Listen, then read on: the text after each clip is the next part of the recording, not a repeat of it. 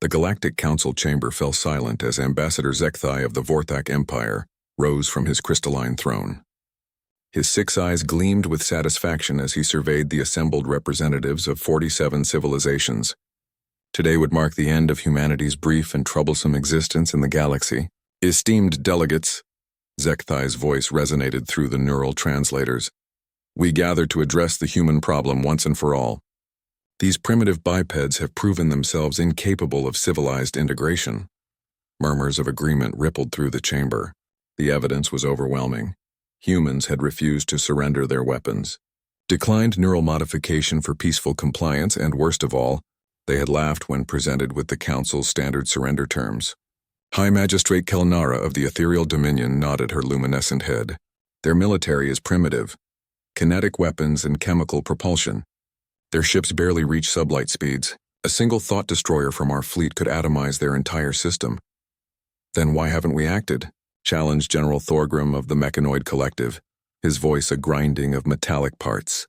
My calculations show 99.7% probability of total human extinction within 0.3 standard cycles. Zekthai's expression darkened.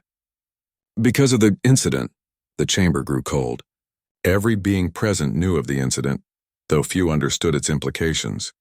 3 cycles ago, the Council had sent the Harvester Fleet, 1,000 ships crewed by the galaxy's most advanced AI consciousness, to demonstrate their power to the humans.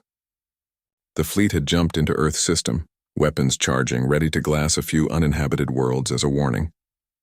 The human response had been unexpected. A single transmission had come from Earth.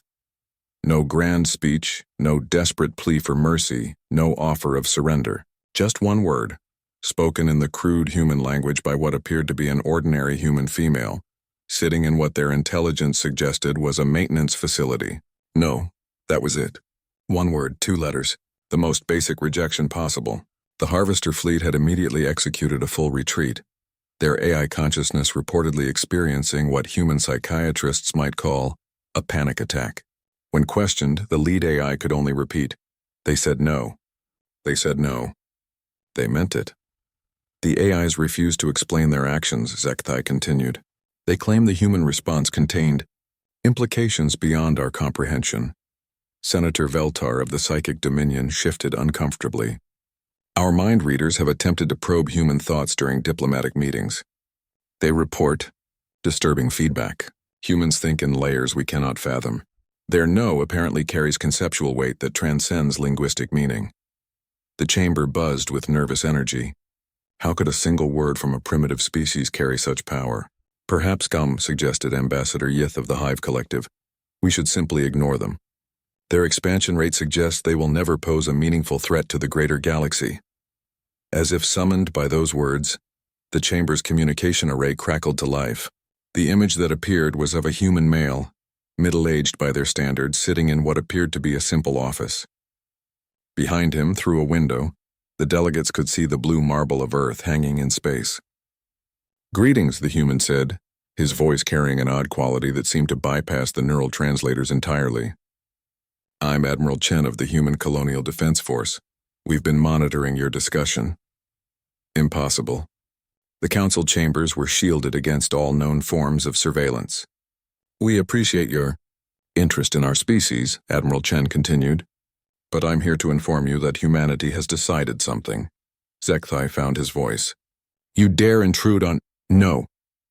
The word hit the chamber like a physical force. Several delegates recoiled.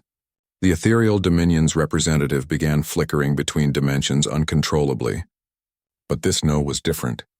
Where the first had been simple rejection, this one carried something else. It resonated with harmonics that suggested vast depths beneath its surface.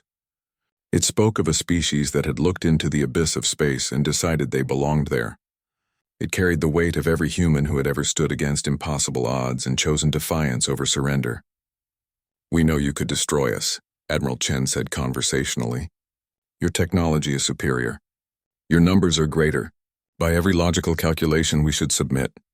He leaned forward slightly. "But here's what you don't understand about humans. We don't make decisions based on logic alone. We make them based on who we choose to be, and we choose to be free." The human's image smiled, and somehow that expression contained more threat than the most advanced weapon systems. We've been preparing, you see.